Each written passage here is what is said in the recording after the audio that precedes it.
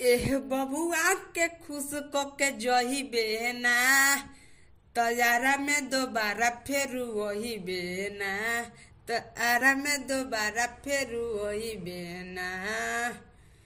नमस्ते प्रणाम, हम आप सबके छोट भाई शंभू कुमार समर। तो आज यही ट्रैक पे लिख के ला दिया हूँ आप सबके लिए सुपर हिट शानदार ऑर्केस्ट्रा सॉन्ग, जो मतलब कि अलग अंदाज में लिखा गया है। तो सॉन्ग स्टार्ट करने से पहले आप सबसे रिक्वेस्ट है कि हमारे चैनल पे नए हो तो हमारे चैनल को सब्सक्राइब कर लीजिए, ताकि जब भी मैं ऐसे ऐसे हिट मैटर लेके के डालूं तो सबसे पहले आप सबके पास पहुंचे। तो चलिए देरी किस बात की, मुखरा स्टार्ट करते हैं। चढ़ल जवानी बबी अभी तक तो हार बा, 16 साल के बारू तोहर गोरे गोरे गाल बा। अरे छौड़ी, चढ़ल जवानी बबी अभी तक तो हार बा, 16 साल के बारू तोहर गोरे गोरे गाल बा। आओ हमरा से बड़ा मजा पाओगी नाचे जादव जी के टोला में आओगी, धक्के मोटरी में नमरी ले जाओगी, धक्के मोटरी में नमरी ले जाओगी। नाचे जादव जी के टोला में आओगी, धक्के मोटरी में नमरी ले जाओगी। तो दोस्तों इसका मुखड़ा कैसा लगा आप लोग कमेंट करके जरूर बताइएगा। तो चलिए इसका अंतर बताते हैं। देहिया प मारली सेंट गम कौआ, पूरा सुपर हिट हवे जादव जी के नहुआ।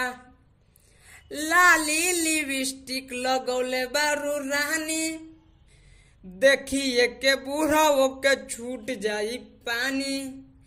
दे दमाजा साथे आइल बारे साओ जी नाचे जादव जी के टोला में आओगी, धक्के मोटरी में नमरी ले जाओगी, धक्के मोटरी में नमरी ले जाओगी। नाचे जादव जी के टोला में आओगी, धक्के मोटरी में नमरी ले जाओगी। तो दोस्तों जैसे हम सेम बता रहे हैं वैसे ही सेम आपको स्टूडियो में रिकॉर्ड करवाना है। तो चलिए इसका नाम अंतर बताते हैं।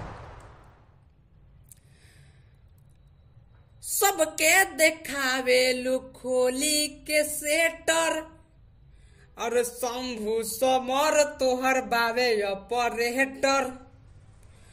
अइलू बंगाल से बिहार में तू नाचे, खुश होई जयबू रानी माजा हमसे पाते।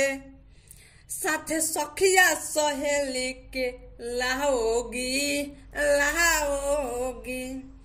नाचे जादव जी के टोला में आओगी, धक्के मोटरी में नमरी ले जाओगी, धक्के मोटरी में नमरी ले जाओगी।